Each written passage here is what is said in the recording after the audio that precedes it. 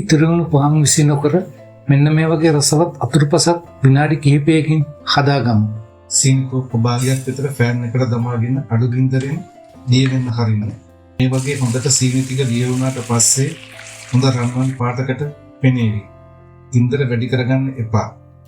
දැන් අපි මද රස්නේ බතුරු මේස හැඳි දෙක තුනක් එකතු කරගැනීමෙන් සීනි පෙනියක සාදාගමු.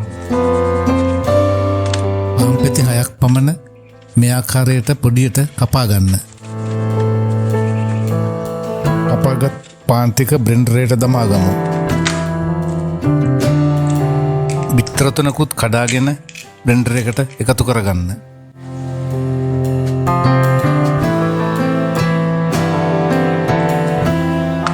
දැන් පොල් කිරි කෝප්ප එකහමාරක් පමණ බ්ලෙන්ඩරයට එකතු කරගමු. මම මේ සඳහා පාවිච්චි කරේ පොල් කිරි. ඌමනා නම් කිරිපිටි හෝ එලකිරි උනත් පාවිච්චි කරන්න පුළුවන්කම තියෙනවා. මම මේ සඳහා සීනි කෝප්ප කාලක් පමණ බ්ලෙන්ඩරයට එකතු කරගන්නවා. සීනි වෙනුවට කකුරු ටිකක් ගාගෙන උනත් පාවිච්චි කරන්න පුළුවන්. කුරුඳු කුඩු ටිකක් තියෙනවා නම් එනසාල් කුඩු ටිකක්, ලුණු කුඩු සහ වැනිලා තේ හැන්දකුත් එකතු කරගමු. කුරුඳු රුධිරයේ සීනි මට්ටම ක්‍රමවත්ව පවත්වා ගැනීමට උදව් වන බැවින් අතුරු පසක් සඳහා ඉතාමත් හොඳින් ගැලපේ.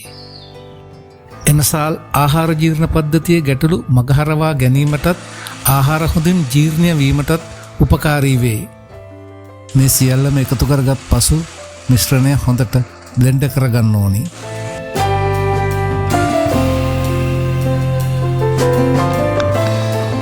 බ්ලෙන්ඩ් කරගත් මිශ්‍රණය මේ ආකාරයට පෙරා ගන්න.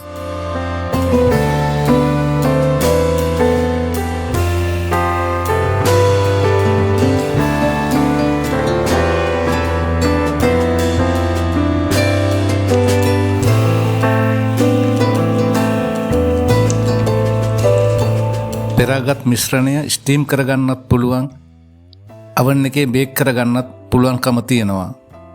මම නම් රයිස් කුකර් එකේ විනාඩි 40ක් පමණ ස්ටීම් කරගත්තා.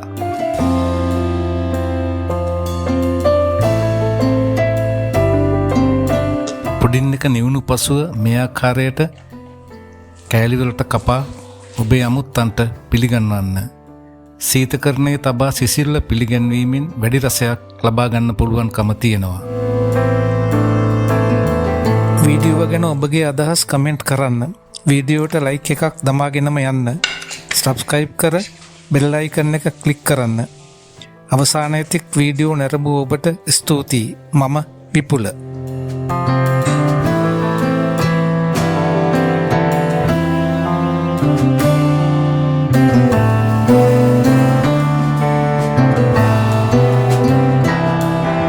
you.